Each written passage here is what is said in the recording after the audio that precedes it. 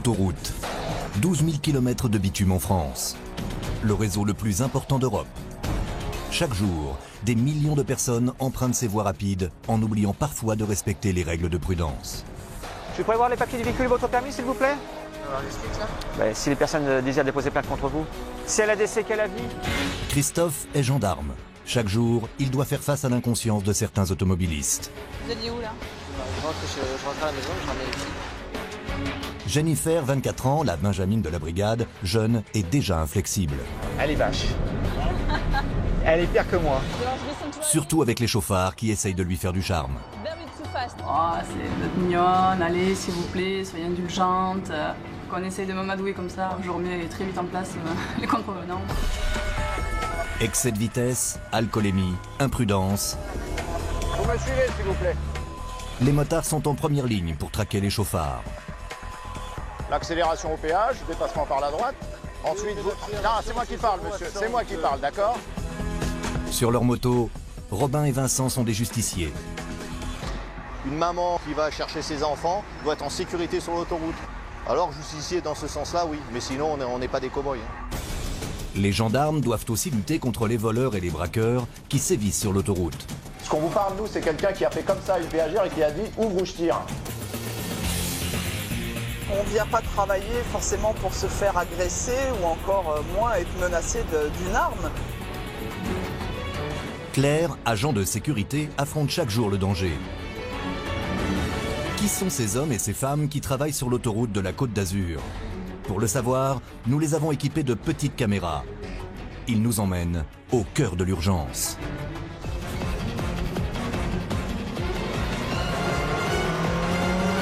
180 km/h au compteur. Les motards de la gendarmerie poursuivent un homme au volant d'une voiture de sport en excès de vitesse et au comportement dangereux. Le chauffard a pris la bretelle de sortie. Les gendarmes l'interceptent en douceur. Vous allez me suivre, monsieur, s'il vous plaît? Vous me suivez, s'il vous plaît? Il ne faut pas trop faire joujou, monsieur. Allez-y.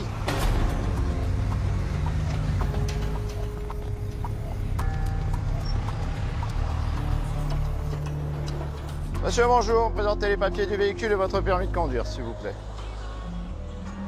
Qu'est-ce que j'ai fait? Bon, on vous suit depuis le péage d'Antibes, monsieur. L'accélération au péage, dépassement par la droite. Ensuite, mais vous...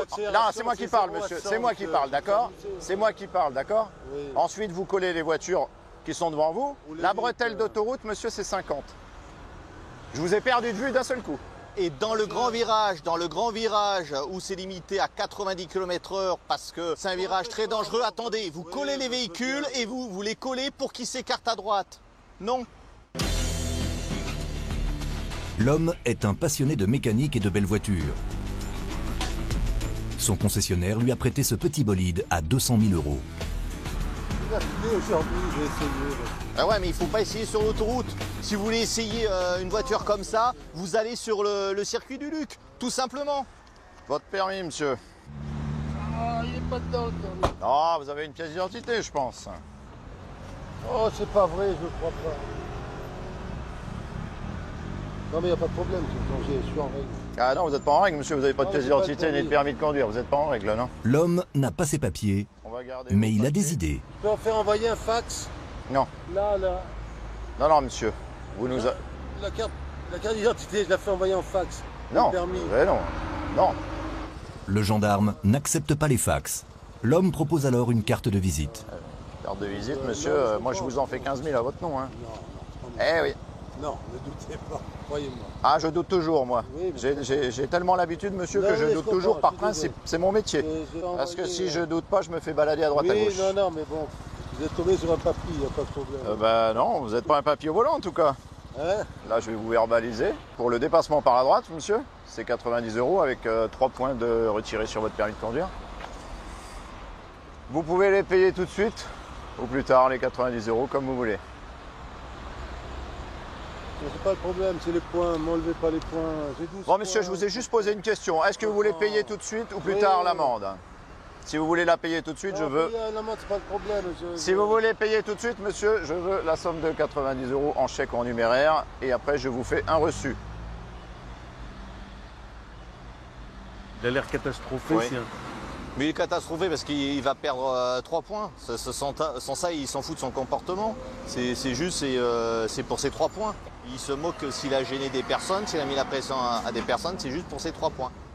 C'est trop tard, vous la paierez dans 3 jours, monsieur. Je la paye, je vous dis. Eh ben alors donnez-moi l'argent. Je la paye. On va y passer la journée. C'est 90 €, monsieur, c'est pas 100. Des fois, ils veulent nous impressionner comme ça. Là, il nous a impressionné encore. Là. Il avait plus de 2000 € en liquide, voilà. Et des fois, des gens, ils essayent de nous corrompre indirectement, par leur métier, par leur supériorité. Voilà, c'est tout. Par exemple, et ça marche pas du tout. Par exemple, un marchand de voitures, il dit je peux vous faire des prix, tenez ma carte de visite. C'est souvent les commerçants. Mais le conducteur a-t-il toujours son permis de conduire? Robin vérifie auprès de ses collègues. Ouais, tu peux me faire un permis par identité, s'il te plaît? C'était quoi les infractions? Ah oui, quand même. Merci. Ciao. Moi, j'ai 12 points. Oh non, vous n'avez pas 12 points, monsieur. Par contre, les excès de vitesse, ça y va, hein? Oui. Ben, il faut arrêter, hein. Vous avez passé l'âge. Bilan, 90 € d'amende et 3 points en moins. Quand il reprend le volant, le conducteur est contrarié. Non, mais c'est jamais agréable, monsieur. J'ai d'autres problèmes. J'ai pas eu de chance. J'ai 62 balais. Je roule. J'ai jamais eu de problème globaux. Bon, ben, j'ai pas eu de chance aujourd'hui, parce que normalement, il faut un travail. Ah, pardon, la ceinture. C'est une attitude qui est inadmissible, surtout une personne de cet âge-là. C'est un manque de maturité. Il n'est pas responsable du tout. Hein. Il met en danger les autres. Bon, lui, qui se met en danger tout seul, c'est son problème. Mais enfin, les autres n'ont rien demandé. Une fois de plus, sur la route, les autres ne demandent rien. Hein. Il n'est pas tout seul sur la route. La route, elle est à tout le monde. Hein. J'ai rien à me reprocher, donc j'ai pas à avoir peur de qui que ce soit. Ouais, pas des gendarmes. Ouais. Bon, elle a fait une connerie. Bon. En fait, c'est pas une connerie à mon âge. Non, j'assume. ouais. En fait, je m'en bats les couilles. Voilà, je vous le dis franchement.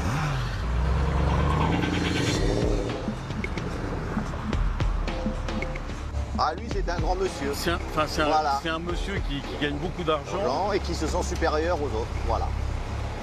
Vous avez rencontré beaucoup de gens comme ça dans votre... ici, oui, dans notre région, il n'y a que des messieurs et des touristes qui ont beaucoup d'argent. Vincent et Robin appartiennent à l'escadron motocycliste de Mandelieu, à côté de Cannes. Leur zone de patrouille, l'autoroute A8, bien connue des estivants.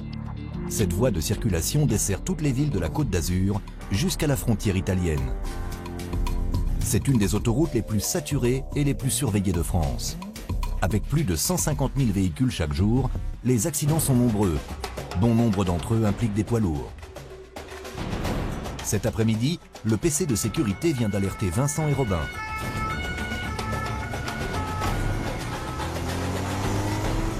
Un camion a perdu son chargement sur la bretelle de sortie de Cannes-la-Boca. Qu'est-ce qui se passe? Le gars, il a perdu tout son chargement. Il a perdu tout son chargement? Ouais. Putain, c'est hyper dangereux. Hein. Oh là là, regarde. Il a même pas de ridelle. Les ridelles, ce sont les parois latérales du camion qui empêchent le chargement de basculer dans les courbes. Mais pour gagner de la place, le chauffeur les a enlevées. J'ai jamais vu ça. Chargé comme ça, tout à travers. Bah, c'est un tueur pour moi. Pour moi, c'est un tueur. Bonjour. Bonjour. Vous avez vu là? Sans ridelle? Vous transportez ça? Vous décapitez un gamin en scooter? Hein? Les pauvres motards ou une dame qui passe, vous la décapitez? Pourquoi vous allez enlever les ridelles? C'est la protection. Vous avez des enfants? Imaginez, 4, imaginez un cycliste là, vous êtes sur une petite départementale ou nationale, un cycliste il est décapité. Fini pour lui. J'ai pris le virage trop vite, j'ai manqué de sagesse. Ah bon, vous avez pris le visage. Oui, c'est déjà bien de le reconnaître. Là, il ne faut pas avoir de... C'est répression sur ces choses-là. Vous êtes un peu le justicier de l'autoroute, c'est ça votre définition? Oui, le justicier pour la protection des personnes, pas pour faire n'importe quoi. Une maman qui va chercher ses enfants doit être en sécurité sur l'autoroute. Alors justicier dans ce sens-là, oui, mais sinon on n'est pas des cow-boys. Hein. Bon allez, on va vous escorter et après on vous lâche à mes collègues. Attendez. Non.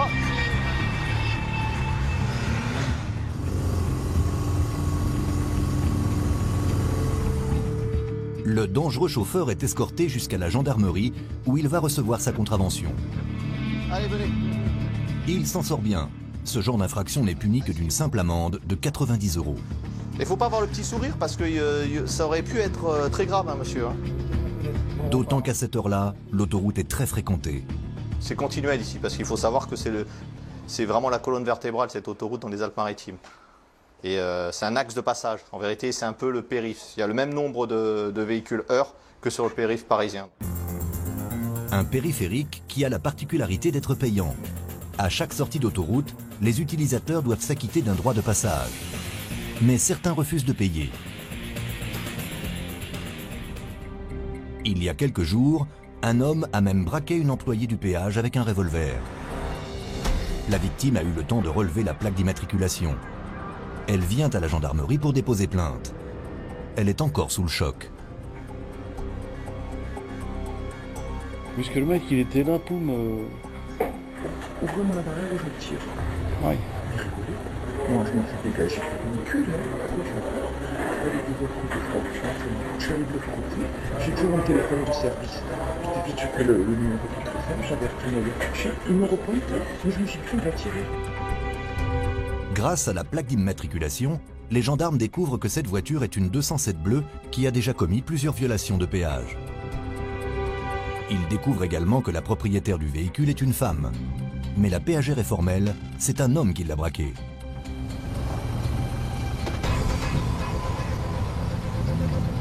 Robin et Vincent prennent l'affaire en main. Ils se rendent à l'adresse indiquée sur la carte grise de la 207. Donc là, qu'est-ce que vous allez faire là maintenant? On a donc un numéro de véhicule, on va voir la propriétaire pour qu'elle nous dise qui conduisait au moment des faits.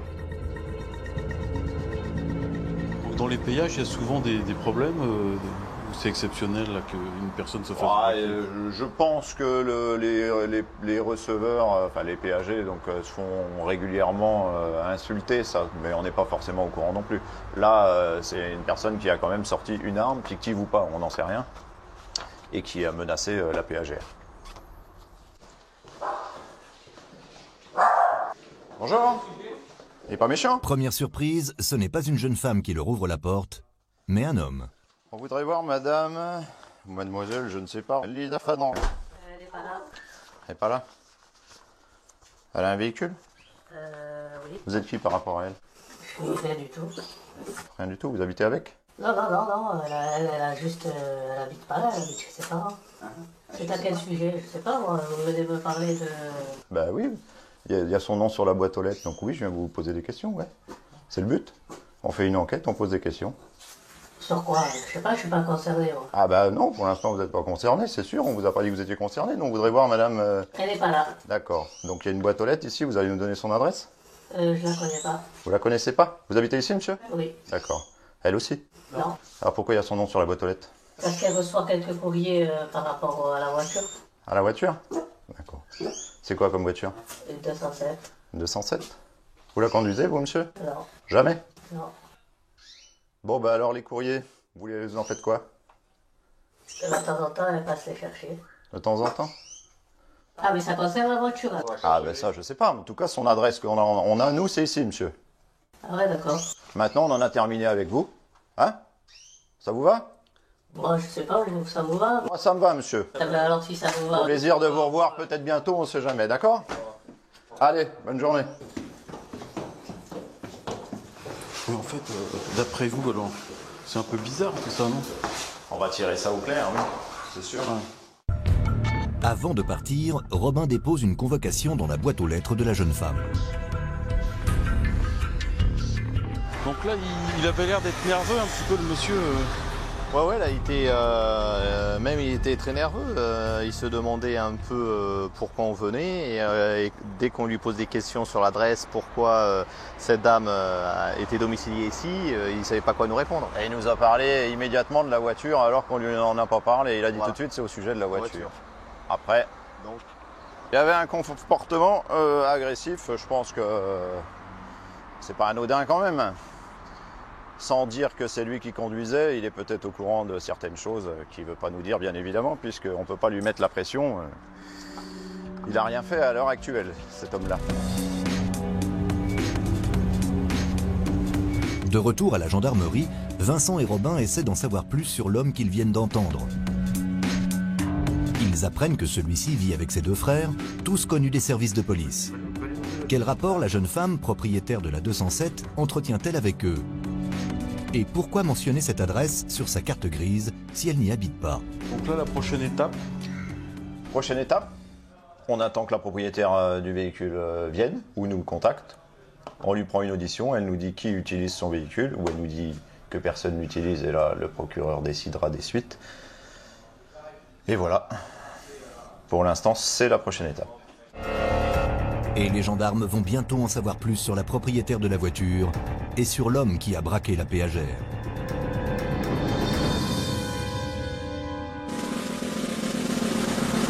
Redesserrement commandement. Oh!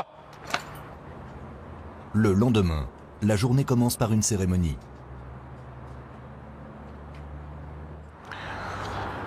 Le mardi 6 septembre 2011, à 13h50, le maréchal des logis-chefs Didier Laplaza du peloton de gendarmerie de haute montagne d'Oloron-Sainte-Marie est victime d'une chute de 80 mètres alors qu'il effectue une descente en rappel en tête.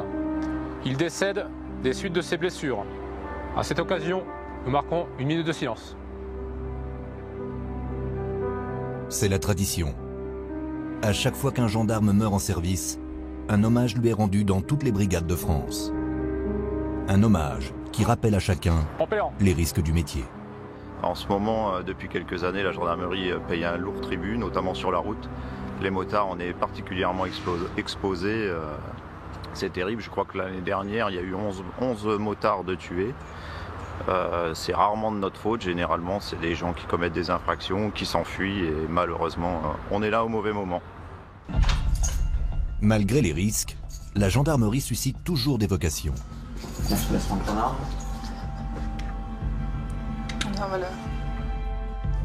Cette jeune femme vient d'intégrer le peloton de l'autoroute. C'est la Benjamine du service. Après une expérience chez les pompiers, elle a finalement choisi de faire carrière dans la gendarmerie. Ça vous fait pas peur de porter une arme comme ça?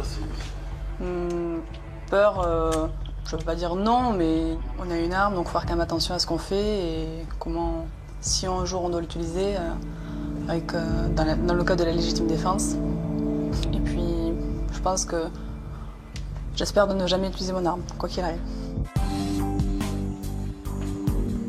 C'était rien, Non. Malgré son jeune âge, Jennifer a réussi à trouver très vite sa place au milieu des hommes. La gendarmerie est l'arme qui compte le plus de femmes dans ses rangs, 15% des effectifs. Donc ça vous plaît cette ambiance là, un peu d'homme? Oui, bien sûr. De toute façon, le gendarme, c'est un métier d'homme avant tout. Après, maintenant, il faut juste s'adapter aux différents personnels et puis s'imposer. Je pense que c'est... Comment vous faites pour vous imposer, vous? Ah ben, on s'exprime avec le petit tempérament. Hein.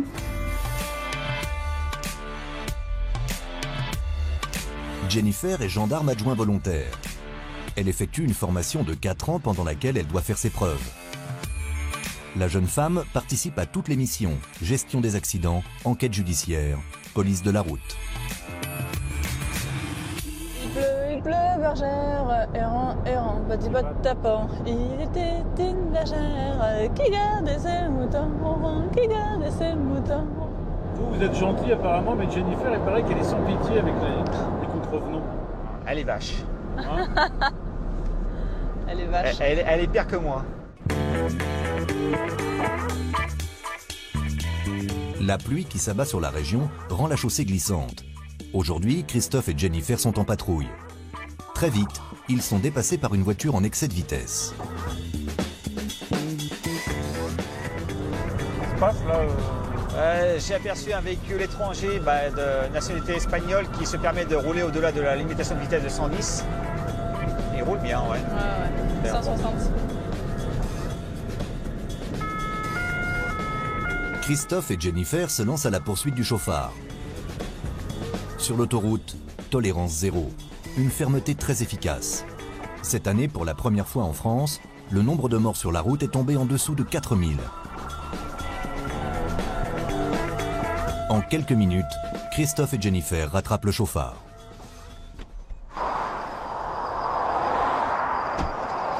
Bonjour. Vous parlez pas français? English? Okay. The last recent driving, you're driving too fast, very too fast. Here is 110 kilometers. You're driving out to 140 or 50. You must pay 90 euros. La pluie, doucement. Mais vous, c'est... On accélère, on accélère, on accélère. Merci. Parce qu'il est espagnol, le conducteur en excès de vitesse va plutôt bien s'en sortir. Donc lui, il risque moins qu'un Français. Oui, parce que c'est un étranger. Donc, dit étranger, dit pas de points sur le permis. Donc, ce sont juste une amende de 90 € et pas de points. Par contre, c'est payable immédiatement.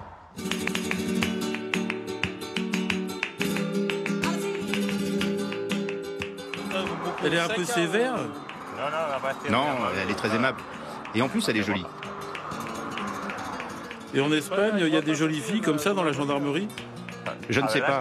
Je ne me fais pas souvent arrêter. Mais je ne crois pas qu'il y en ait beaucoup qui soient aussi mignonnes qu'elle. Vous êtes jeune, vous êtes mignonne.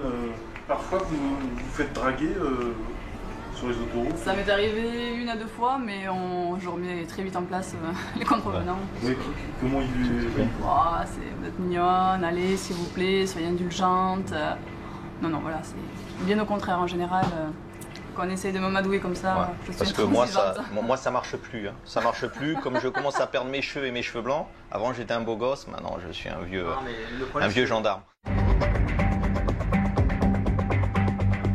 Un accident qui implique 3 véhicules vient de se produire.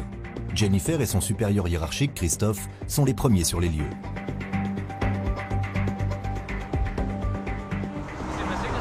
Mais donc malheureusement un des usagers s'est déporté sur la voie de droite pour sortir.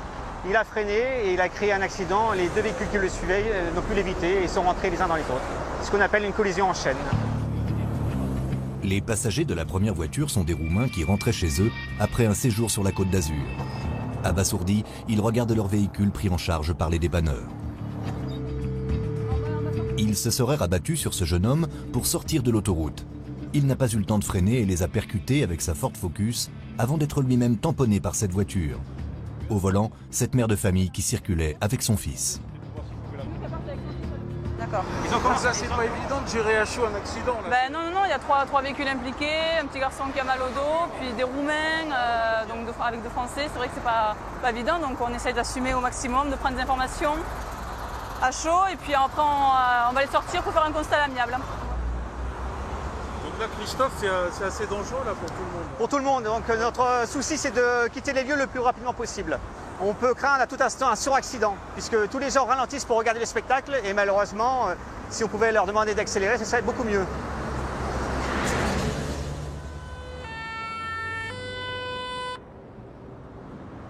Qu'est-ce qui se passe là? Donc nous avons demandé la présence des pompiers pour prendre en charge l'enfant qui est traumatisé. T'as mal au dos? Dis-moi où t'as mal. Voilà donc. Ça te fait mal quand tu respires, tu vois? Ouais. Ce qu'on va faire, ça ne te dérange pas, si tu peux le prendre dans le VSAB et on va sortir de suite. Ouais. Parce qu'on va tout remettre en circulation parce qu'on a beaucoup de bouchons. Tu vas avec les pompiers? Maman, elle vient avec toi. Maman, elle arrive, chérie, t'inquiète pas. Maman, elle t'abandonne pas. On est en surf, moi juste un petit bilan. Comme on peut le constater, le petit est quand même un peu choqué, donc il va à peine monter avec les pompiers tant qu'il n'y a pas sa mère avec lui. Les pompiers, vous les connaissez bien, vous Oui, je connais bien puisque je suis moi-même pompier volontaire dans mon ancien village en Lot-et-Garonne, donc je sais comment ça se passe. Mais bon, en général, on arrive à gérer une situation, même en état de choc, surtout avec les enfants. Tu vas reculer? On te fait repartir à droite? D'accord. On remonte au bureau après? Non, on va aller directement au garage du Golfe pour donner les constats à l'amiable et dresser le procès verbal. Quand les gendarmes arrivent au garage, les esprits s'échauffent. La passagère roumaine reproche au jeune conducteur qui les a percutés de ne pas savoir conduire. Ce type est fou, moi je roulais tranquillement. Mes bagages sont fichus et maintenant ma voiture est foutue. Nous on roulait normalement, il est arrivé et boum, c'est pas juste. Le jeune homme, lui, affirme que s'il a percuté les Roumains, c'est parce qu'ils lui ont coupé la route en se rabattant sur la droite. Vous avez réussi? Ouais, c'est bon. Ils sont mis à droite sans clignotant, sans rien. Je suis sûr que son clignotant ne marche pas. C'est ce jeune homme qui a provoqué l'accident. Et maintenant, il faut qu'il me rembourse ma voiture. No, not now, not now. No, now. It's the assurance, between the assurance who paid. The person don't pay now the money. It's forbidden. Ah, il voulait se faire payer directement par la personne qui les avait percutés. Il demande 2000 €. Il me dit, il demande 2000 € et on n'en parle plus. Ouais, 2000 € et comment tu fais? Mais non, non, mais de toute façon, il est hors de question que vous donniez... J'ai l'assurance aussi. Non, bah, de toute façon, il est hors de question. Ça marche pas comme ça, de toute façon. Ça marche pas comme ça, de toute façon. Donc, là-dessus, de toute façon, c'est eux qui sont en tort du principe de la démarche. J'étais énervé, tout ça. Il y a eu 4 bonds qui sont sortis aussi pour s'expliquer. Et puis c'est parti, ça a failli partir en couille. Pourquoi les personnes étaient agressives? Ah ouais, le mec il m'a fait... C'est bon, vous savez fait? Ah, quand même? Bah oui, parce que moi je suis sorti, j'étais énervé. Ah, bon, d'accord, oui, c'est nous. Ils se sont déportés comme des connards, quoi. Donc ce sont d'autres personnes qui encore se sont arrêtées pour vous séparer? Bah, il y a eu un pompier volontaire qui est arrivé, qui nous a... Séparés? Ouais. C'est-à-dire que les gens sont énervés? Oui, et ça ne réfléchit pas. Ça ne réfléchit plus. Parce qu'actuellement, vous pouvez avoir des bagarres avec tout objet qui reste sous la main, aussi bien le couteau, manivelle, le cric. C'est régulier. Moi, ce que j'attends, c'est qu'ils terminent le constat et qu'on parte ensemble. Je voudrais éviter qu'ils restent ensemble au garage. Pourquoi ça risque de dégénérer? C'est une précaution. Évitons quand même, puisque dès lors qu'il ne voit plus de tenue bleue, il pourrait recommencer à vouloir l'agresser physiquement. Messieurs, bonne journée. Merci, bonne soirée à vous. Les amis du jeune homme sont venus le chercher. Et à la prochaine dans d'autres circonstances. Allez, au revoir. Quant aux Roumains, ne disposant pas d'une assistance internationale, ils vont devoir se débrouiller seuls pour parcourir les 2000 km qui les séparent de leur pays. Regardez ce qui se passe maintenant, à cause de ce type, qu'il soit maudit, lui et toute sa famille.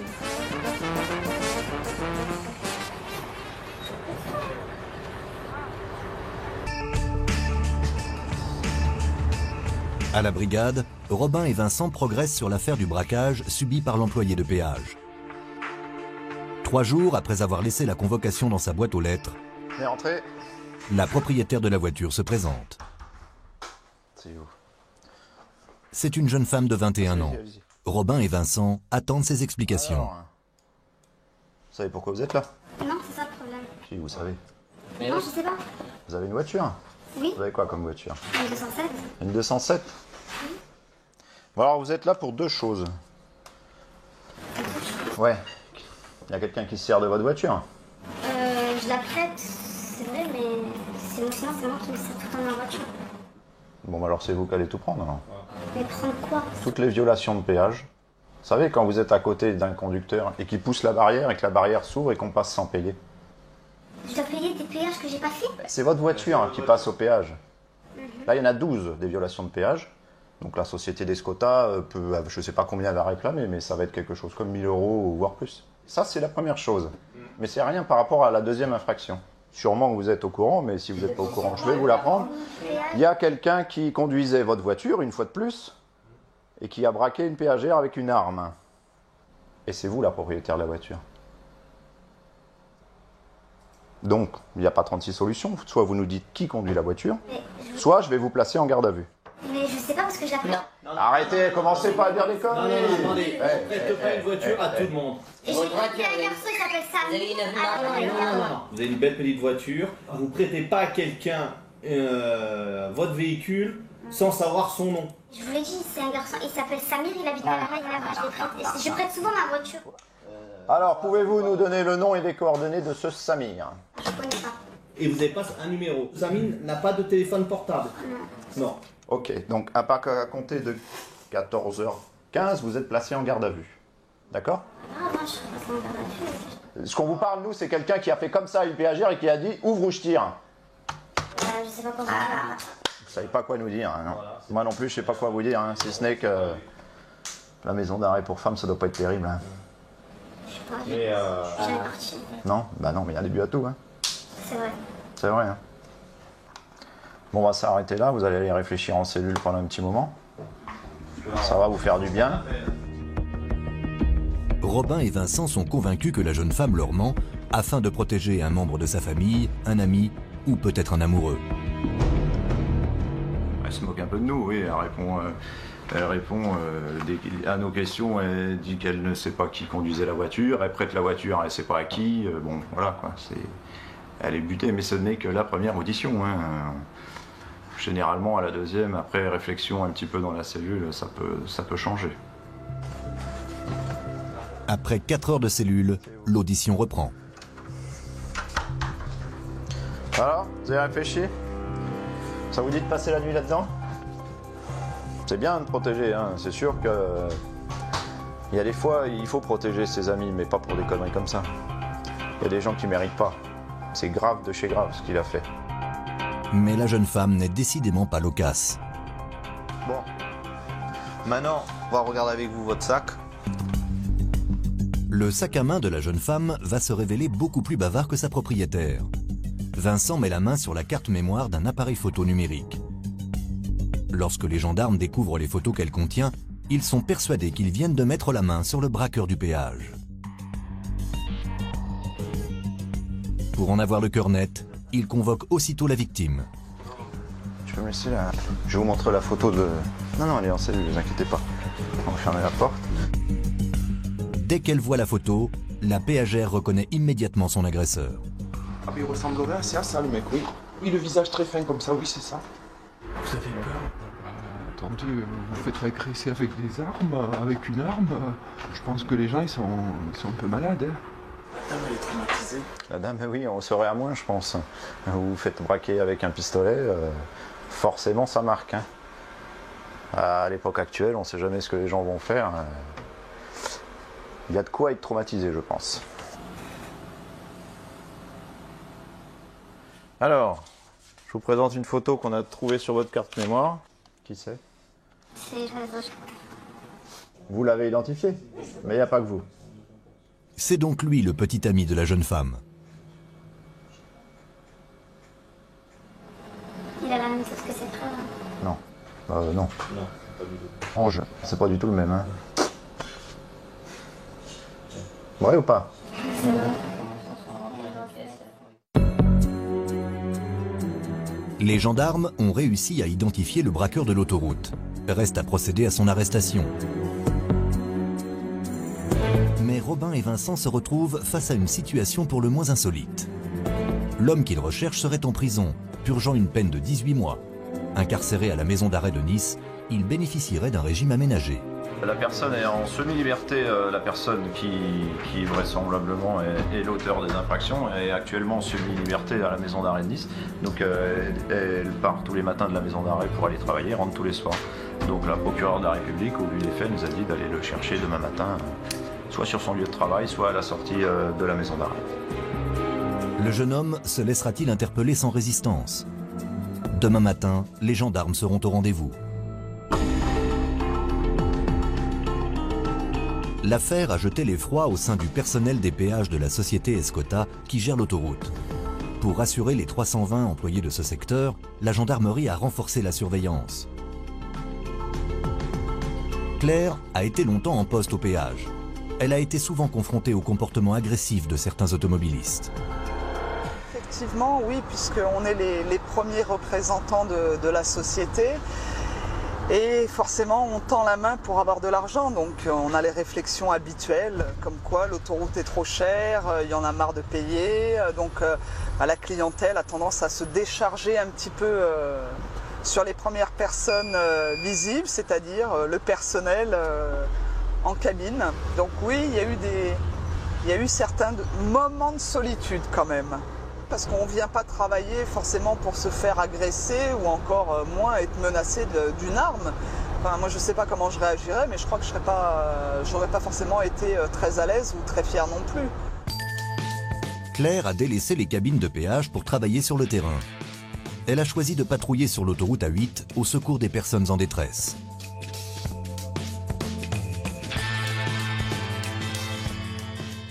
Sûr qu'il y a des risques. On essaye de les minimiser au maximum, si je puis dire, mais on essaie d'être vigilant à tout et avoir toujours un regard sur la circulation parce que les gens roulent très très vite et tout le monde est persuadé de maîtriser parfaitement son véhicule alors que bon, parfois ils nous passent très très proche. Donc oui, il y a des fois, oui, c'est un peu chaud. C'est un peu chaud. Premier appel de la journée. Il concerne un automobiliste immobilisé sur la bande d'arrêt d'urgence. Alors là, c'est un véhicule panne d'essence. Donc le garage arrive, histoire de lui remettre un peu d'essence pour qu'il puisse repartir. Bonjour monsieur. Bon, donc panne d'essence, c'est bête. Ah oui, ça arrive. On met pas tout de la gauche, pas. Ah ouais, donc c'est au pif. Ouais, j'attends, j'ai commandé, mais avant que ça arrive. Normalement, on ne doit pas tomber en panne d'essence, quoi. Normalement, sur le code de la route, sur l'autoroute, non, on ne doit pas tomber en panne d'essence. Le code de la route considère comme une négligence le fait de tomber en panne sèche sur l'autoroute. Le conducteur risque une amende et 3 points en moins sur son permis. Ils t'ont prévenu ? Panne d'essence. L'automobiliste apprend qu'il va devoir payer le prix du remorquage. La note, elle est un peu salée. Hein. Tomber en panne de banc. Mais là, il me faut 5 litres d'essence, je vais payer plus de 200 €. C'est pas possible. Hein. Sur l'autoroute, les seules personnes habilitées à venir, c'est le garage de l'autoroute. Donc comme c'est un secteur particulier, c'est dangereux. Donc, Le conducteur est amené avec sa voiture jusqu'à la prochaine station-service. Il en sera pour ses frais, car les assureurs remboursent rarement ce genre de mésaventure.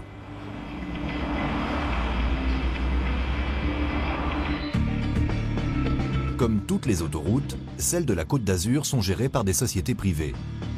Elles encaissent les péages, mais en contrepartie, elles doivent assurer l'entretien et le fonctionnement des voies. Pour ça, elles emploient 1400 personnes qui travaillent de jour comme de nuit pour assurer la sécurité des usagers. Claire est appelée à Nice pour une nouvelle urgence. Qu'est-ce qui se passe, Marc ? alors là, on a un camion qui s'est jeté dans un lit d'arrêt, donc très certainement un problème de frein ou autre. Donc on va aller le baliser parce que là, il y a du boulot.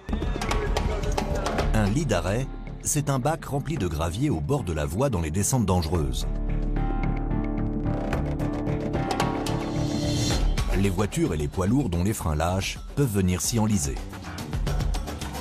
C'est ce qui vient d'arriver à ce camion. Ouais, parce que...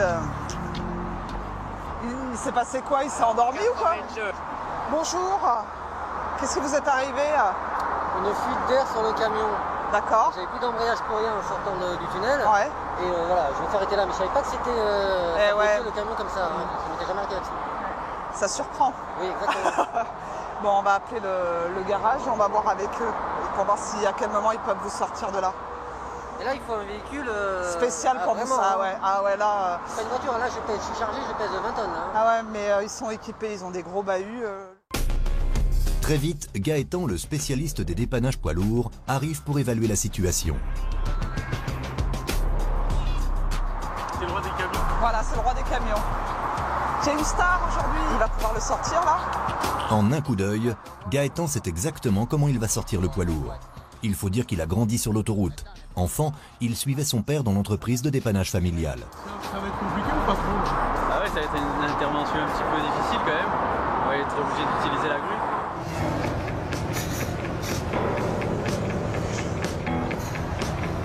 Une grue spéciale qui coûte jusqu'à 10 000 € à chaque intervention.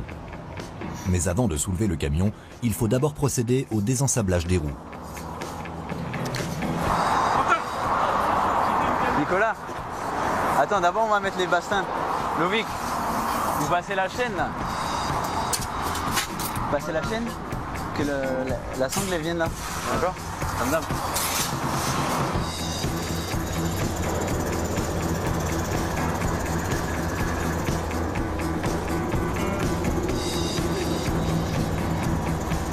Ça va être lourd et compliqué. Mais le problème c'est qu'on est obligé de mettre en place des gros moyens parce que c'est quand même 19 tonnes.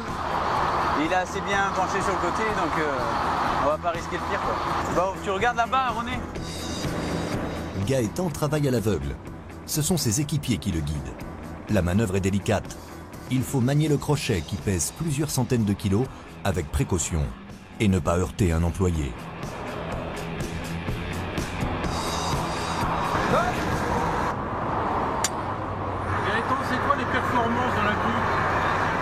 peut lever jusqu'à 60 tonnes. C'est pas mal, ouais. L'opération n'est pas encore tout à fait terminée.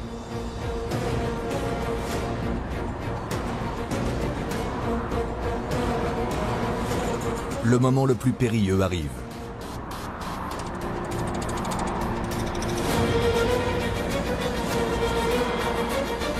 Si la sangle lâche, le camion peut se renverser.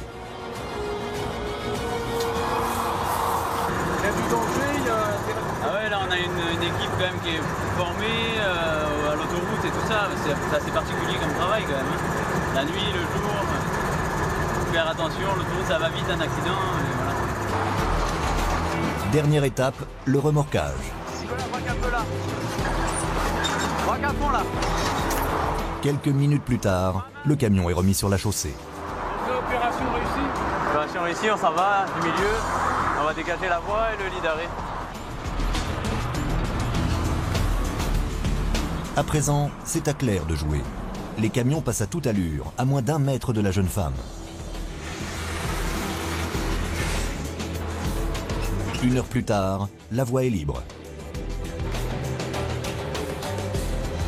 20h30, retour à la base. Jusqu'à la prochaine intervention, en espérant qu'elle n'arrive pas trop vite.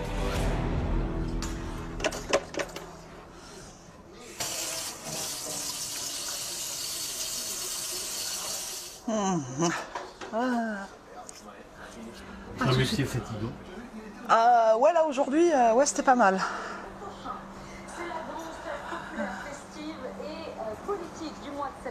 Un peu de calme. Elle a été créée en 1930. Oh. Ah. Après, on aime le calme, d'être comme ça. J'apprécie.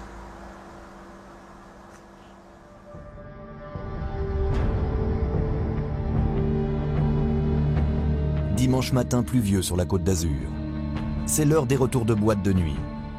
Alcool, fatigue, chaussée glissante, un mauvais cocktail pour les fêtards.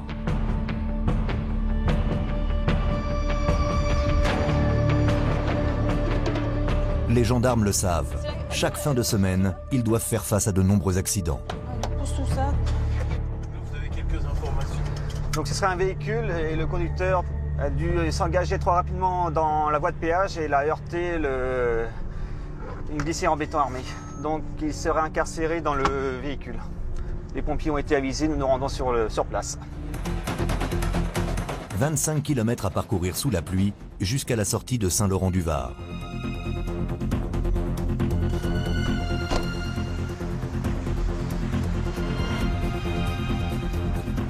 Bonjour monsieur, vous êtes le conducteur de ce véhicule-là? D'accord, très bien. Ça va? Je le fais comme ça, mais sinon ça va. Vous avez été examiné par les pompiers? Non, ils m'ont pas vu, mais ils s'occupent des filles le temps qu'il y a un autre. Combien de personnes dans le véhicule? 4 personnes? D'accord. Je pourrais voir les papiers du véhicule et votre permis, s'il vous plaît? Vu son état, le 4x4 devait rouler à vive allure. Vous étiez où là? Je rentre à la maison, je ramène les filles. J'ai la tête comme ça, avec l'airbag. J'ai pas conscience de ce que j'ai. Jennifer se penche d'abord sur les victimes. Bonjour madame. Comment vous vous sentez? Choquée? Vous avez mal quelque part? Aux jambes. Il n'était pas attaché? C'est-à-dire qu'il y aurait eu perte de connaissance initiale, elle a repris connaissance, mais elle est très choquée, elle n'a plus de rien. Ça se voit, ouais. On voit bien qu'elle ne sait pas trop où elle est. Hein. Voilà, donc c'est pour cette victime que j'ai demandé le médecin. D'accord. Que s'est-il vraiment passé? Christophe commence son enquête en interrogeant les personnes capables de témoigner. Vous avez passé la soirée à quel endroit? Sur Cannes? Et bien là, vous alliez rentrer donc, chez vous à Saint-Raphaël, c'est ça? D'accord. Et vous, physiquement, ça va? Ah, c'est la ceinture qui vous a sauvé et qui, malheureusement, actuellement, vous fait mal. Bon, d'accord. Et vous, comment vous sentez-vous? C'est quand je respire, j'ai mal dans le dos. D'accord. Vous dormiez aussi, c'est ça? Parce que... Et vous savez dans quelles circonstances s'est produit l'accident? Je pense que c'est un surpris parce qu'il a pas bu beaucoup. Ouais. Peut-être un manque de sommeil, je pense, parce qu'il semble très fatigué. Ouais. Donc nous sommes la gendarmerie d'autoroute de Mandelieu. S'il y a des soucis ou quoi que ce soit, vous nous recontacterez. Je ne vais pas vous embêter plus longtemps. Allez, je vous laisse. Christophe s'intéresse maintenant au conducteur. Tu soumets monsieur au dépistage de l'alcoolémie? Vous avez consommé quelque chose ou pas, monsieur? Oui, une coupe en Une coupe 3 h du matin. Venez avec moi. Donc vous avez passé toute la nuit dehors alors? À aucun moment vous êtes reposé? Non, j'ai travaillé et aussitôt après vous êtes parti en soirée? On est parti et j'ai fait si, j'ai fait un somme de 10 minutes avant de partir. Ouais, le temps de les attendre. C'est un peu juste, c'est un peu juste. Mais moi je veux dire, c'est pas la fatigue de l'alcool. C'est bon. Merci. Il est jaune. Donc négatif. Le jeune homme n'a pas bu. Mais il s'est endormi au volant en arrivant sur le péage. C'est donc bien la fatigue qui est à l'origine de l'accident. D'accord. C'est pour l'instant, il y a un accident, j'essaie de comprendre l'accident. Bon après, je ne vais pas vous dire que vous allez vous en sortir. C'est vrai? Mais, peut avoir des suites là? Si les personnes désirent déposer plainte contre vous, si elles sont blessées plus ou moins sérieusement, elles peuvent, hein. Imaginez si quelqu'un... C'est mes amis, moi, mais je suis d'accord avec vous. Si elle a des séquelles à vie, et... Non, si elle a, je ne dis pas qu'elle a, mais si elle est blessée à vie... Oh, s'inquiète le jeune homme? Ben un peu, voilà, donc il vient de taper dans sa voiture. Ben, il s'inquiète quand même de l'état de santé de ses amis, hein, parce que si jamais une des trois était blessée et que les séquelles soient à vie, il s'en mord les doigts là actuellement. Vous avez passé bonnet? Les 3 victimes sont emmenées à l'hôpital de Saint-Raphaël. Elles s'en sortiront sans séquelles.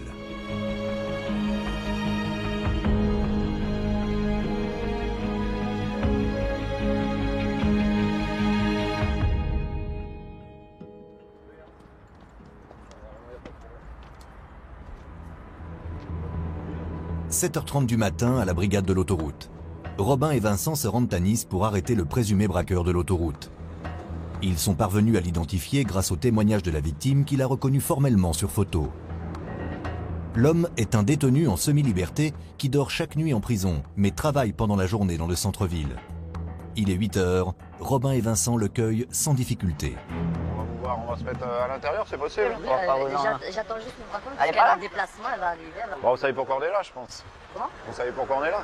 On vous l'a pas dit. On vous a appelé, votre famille vous a appelé? Ah oui, pour l'histoire... Pour l'histoire de la voiture. L'histoire de la voiture. Ouais. Alors on va attendre vos explications. C'est qui se sert de la voiture? C'est... Ah non, et mon frère, des fois, il la prend pour aller au boulot. Ouais. Et il a pas... quand vous êtes arrivé à la maison, il a eu peur. C'est qu'il s'est passé quoi? Je sais pas, il m'a dit qu'il a sorti un pistolet en plastique à une dame et qu'il lui a dû ouvrir la barrière. Je sais plus ce qu'il m'a raconté. Et il me l'a dit. D'accord. Est-ce que vous acceptez de venir avec nous jusqu'à notre bureau? Oui, j'accepte. Hein? Pour tout ça. On va vous accepter, donc on va aussi vous placer en garde à vue. Ça durera le temps que ça durera. Voilà. À la demande du procureur de la République qui vous connaît bien. Et voilà. On prend vos explications et on voit tout ça au bureau. Moi, je suis en semi-liberté là. Je sais, mais on sait, hein, forcément. Allez-y, montez, on va pas rester... L'homme ne semble pas très à l'aise. Chose étonnante, il charge son propre frère. Robin et Vincent vont commencer la discussion dans la voiture. Je vous dis que c'est pas moi, ma parole. Je vous dis que c'est pas moi. Je vous dis que c'est mon frère. Mon frère, il m'a dit que c'était lui. C'est bon, nous on sait bien que c'est pas votre frère. Alors voilà, c'est pas lui, c'est pas lui, c'est pas sa tête. C'est votre tête à vous. C'est bon, il n'y a pas à tortiller du cul pour chier droit, hein, comme on dit chez moi. Le braqueur présumé sait que la justice ne sera pas tendre avec lui. Détenu en semi-liberté, son casier judiciaire est déjà chargé. Une douzaine de condamnations à son actif. On vient te chercher, c'est parce qu'on a des billes. On arrive, on te dit voilà. Mais oui, c'est une histoire. On arrive, Regardez, je vais me retrouver encore en prison, pourquoi? T'as agressé quelqu'un? On a présenté là. Mais non, ça s'appelle une agression. C'est pas moi, c'est un malentendu. Mais c'est peut-être un malentendu, mais comprends la personne qui est en face, quoi. Mais il faut expliquer. Comprends la personne. T'as peut-être voulu jouer, mais la personne qui est en face, elle a vraiment peur. Voilà, là c'est. C'est ça le truc. Là, à mon avis, vu comment t'es là, oui, t'as voulu jouer. T'as voulu faire, voilà. La preuve, c'est que tu l'as même pas tutoyé. La preuve, c'est que tu l'as même pas tutoyé. La vérité, s'il vous plaît, je vais vous dire la vérité. Mais je vous jure que j'ai envie de m'en sortir. Je vous promets que j'ai envie de m'en sortir. J'ai plus envie d'être en prison. Je vous jure, je suis arrivée au péage et je vous promets que ma soeur est venue de Béziers, elle est descendue de Béziers. Son fils, mon neveu, il avait un pistolet en plastique. J'ai pris le pistolet en plastique, mais pour rigoler, moi j'ai pas voulu. Mais on va le mettre ça, y a pas de souci. Mais ils vont me renvoyer en prison, c'est pour ça que j'ai dit que c'est mon frère. Si tu dis pas la vérité, c'est sûr que tu vas y retourner. Mais c'était pour rigoler. J'ai fait ça, j'avais le pistolet sur la banquette à côté, et je rigolais, j'ai dit tu m'ouvres la porte, ouvrez-moi la barrière, mais pour rigoler moi. Le problème c'est que t'as fait quand même pas mal de conneries depuis que t'es gamin. Hein. La soi-disant blague du jeune homme n'a pas fait rire le procureur. Jugé en comparution immédiate, le braqueur a été condamné à 24 mois de prison ferme. Son régime de semi-liberté a été suspendu. Et pour la petite histoire, la somme dont il aurait dû s'acquitter au péage était de 80 centimes d'euros.